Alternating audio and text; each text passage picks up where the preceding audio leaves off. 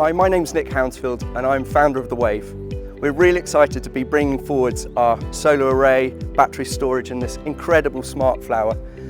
Since day one, we wanted to make sure that we're minimising any impact on the planet through what we're doing at The Wave.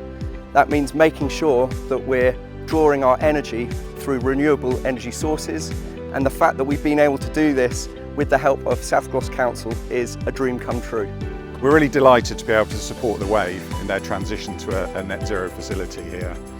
The solar farm, the EV charge points, the solar flower and some really innovative battery storage technology are crucial in terms of transforming how The Wave deals with that energy demand. We all need to do a little bit more in terms of our contribution to reduce the pace and scale of a changing climate, and this kind of initiative is fundamental to actually achieving those climate emergency goals.